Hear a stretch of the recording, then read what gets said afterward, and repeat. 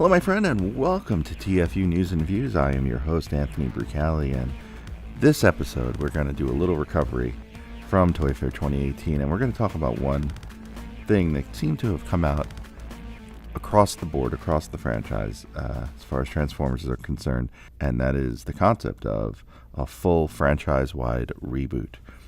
Honestly, I'm going to entitle this episode, it's very, very simple. Why a reboot all across the board, why a reboot is a good thing. Now, I know some of you are concerned, especially the IDW fans, especially the movie fans, that a reboot could destroy everything you love about the fandom and everything you love about the franchise. And I'm here to tell you, don't worry so much, all right? Now, if we think of the entire franchise, it looks like it's heading towards a hard franchise-wide reboot for 2019. And I shouldn't say hard reboot. Some of these are soft reboots, I think. We won't know until they happen. This is all speculation on my part. If you look at the core concepts of the Transformers franchise, they should be fairly basic, right? You have two factions, Autobots and Decepticons. You have two leaders, Optimus Prime and Megatron. You have a war for some reason, usually a lack of resources and energy, and you have a reason for them to transform and hide, generally because they've crashed on Earth and are stranded. Now, if you take those basic core concepts and take a look at how they fit in the movie continuity as it currently stands, in the aligned continuity and Rescue Bots as it currently stands, in the IDW continuity as it currently stands, and then in the Generations toy line as kind of an add-on, and we'll get into that a little bit later. But as far as fictional continuities go, how these all fit together. And I think the best place to start is the movie franchise. Now, with the Bumblebee movie coming out, we're doing a flashback. And I think that's important because if you think about the core characters in the Transformers franchise, think about who's left from the movies. Megatron, dead. Starscream, dead. Ratchet, dead. Ironhide, dead. Jazz, dead. Devastator, Jetfire, Wheeljack, all dead. So the characters that are legacy characters, the ones that are going to carry over from series to series, the ones that have existed for 35 years for the most part, are dead in the Michael Bay continuity. So that doesn't leave a lot of room to work with and doesn't leave a lot to build on other than Optimus or Bumblebee. So jump ahead, or jump backwards, I guess, to the Bumblebee movie. Now, within that, we have a movie that takes place as a flashback. So what I'm hoping to see here is that they'll take the great approach that X-Men took, that Fox took with the X-Men films. If you take a look at those, right, they did X-Men First Class, and they went to a younger group and a younger cast, and then they went Days of Future Past, which is a great time travel story, and they adapted it slightly to merge the two continuities together.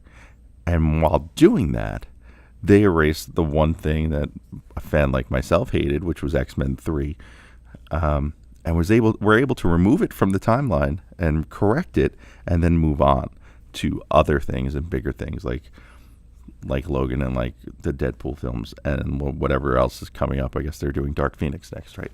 So that's a reboot, and that's a well done and well executed reboot.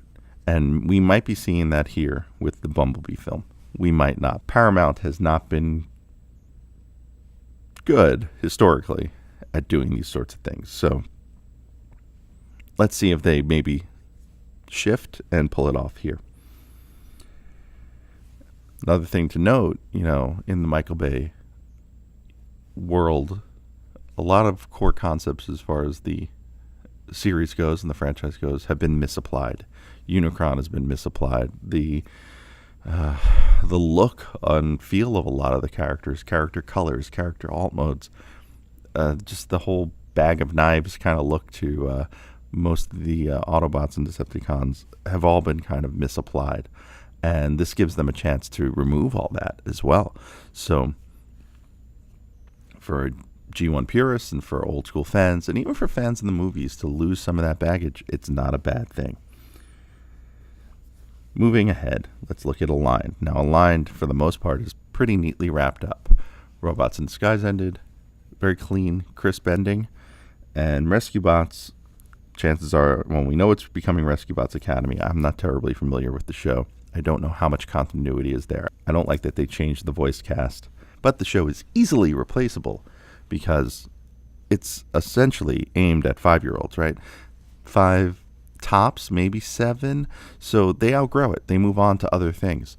So the continuity and keeping that continual story there is kind of pointless because the core audience for it is going to want to step away. So keeping it something a little more evergreen and a little more consistent in terms of look, but fresh in terms of ideas, keeps that audience growing and keeps that audience moving up into the next phase. So I see that group needing a refresh, but that group's always going to need a refresh every 4 years or so.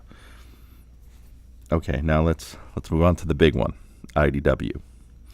So the IDW Comics continuity is beloved. I'm personally one of the people who's a huge fan of it, and I'm fine with a reboot. I am perfectly happy with a reboot, and I'll tell you why. The IDW continuity has been running since 2005.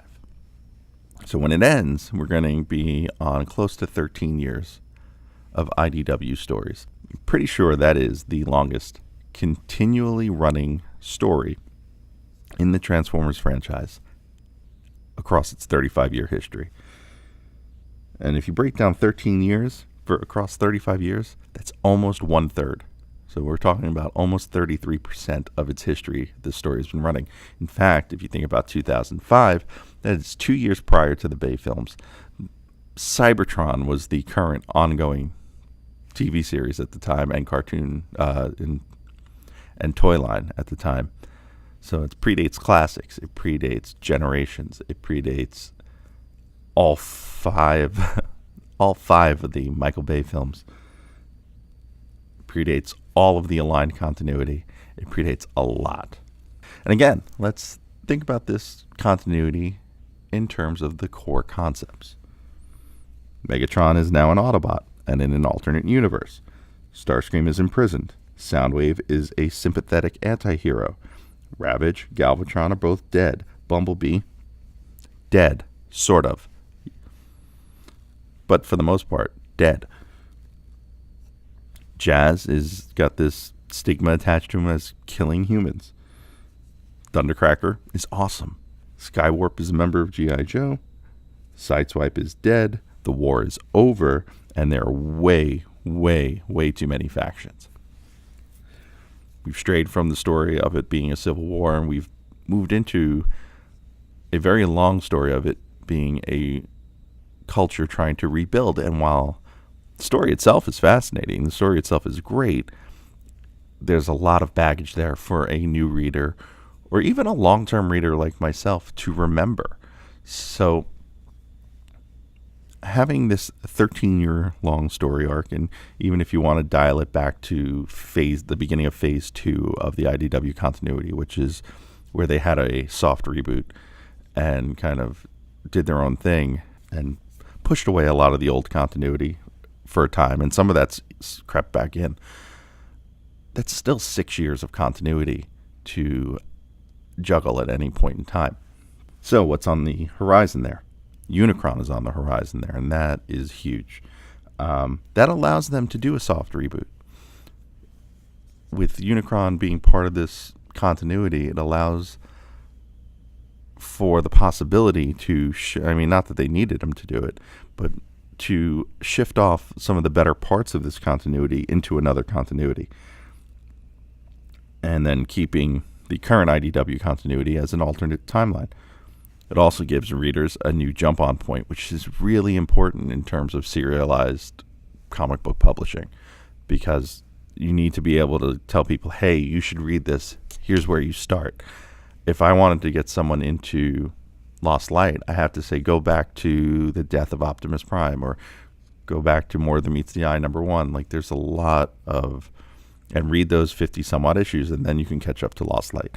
There's a lot there to manage if you're a new reader. And of course, that brings us to Generations, the toy line. And I think it's important to note, so the big news coming out of Toy Fair was that Hasbro did announce what the next phase of Generations is going to be, and that is the War for Cybertron trilogy. And that is the overarching trilogy, just like this is the Prime Wars trilogy. And I think it's important to note, it doesn't mean the first line or the first phase of that line is going to be called War for Cybertron. In the Prime Wars trilogy, it was Combiner Wars.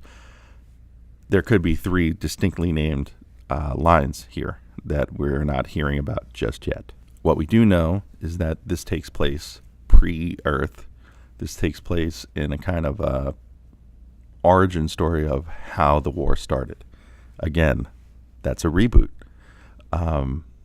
because it allows the team to go back to the beginning and create this story based off of some of the things we already have, but being able to shift it into newer things and into different directions and splinter timelines. And so that's another kind of soft reboot. And it's interesting to note that when I was interviewing John Warden at HasCon, he dropped hints about this line that I didn't pick up on. So I want you to hear it from him when I was talking to him about Generation 1. He kind of let on that something like this might be coming. You know, honestly, I've been watching a lot of episode 1 of the original 3-part episode, a lot where they're on Cybertron and they're stealing Energon out of the pipes and things like that. I also really like the Rebirth. I know it's a contentious episode, but I think that's a really good one as well. And I'm also a big fan of Call of the Primitives. I think that's a really cool episode as well. And you can also see there he kind of dropped a hint at Predaking, even though we knew it was coming by mentioning Call of the Primitives and Abominus, which we also knew was coming. As those are big parts of the core cast of that episode. But by moving into a reboot and moving into a new franchise-wide set of continuities, and they may not all intersect, they may be all independent from each other, and there may be 4 new continuities to follow, or 2 or 3, I think it's important to note that, okay, it might be semantics, it might be me just calling the same thing 2 different things, but I think it's important to note that there's a difference between saying goodbye and saying farewell. So for now, we might be saying goodbye to some of these continuities. That doesn't mean we can't go back and visit them. Doesn't mean we can't go back and reread some of these great stories. It's not like they're going anywhere, right? We're in the internet age. These things live forever. But it doesn't mean that IDW or the Hasbro team or anyone else won't go and revisit these things, because frankly, we're revisiting things from 30 years ago right now. We're not saying farewell. We're not moving on from them eternally. We're saying goodbye and moving on from them for now. And with that, I am going to say goodbye and wrap this episode of TFU News and Views. Of course, if you like the show, please like and subscribe on your favorite podcatcher, such as iTunes, Google Play, Stitcher, TuneIn, and more. And don't forget, swing on by to our YouTube channel, youtube.com/TFU.INFO. That's youtube.com/TFU.INFO. And subscribe to our video channel. You'll be able to find this podcast, Transformers University, plus all of our toy review videos and live event coverage. Worth subscribing to. Lots of fun going on over there. And of course, you can always check out the site, www.tfu.info. And if you like the podcast, if you like the videos, please help us out. Use our Amazon links, tfu.info/Amazon. That's about all for now. Time to say goodbye.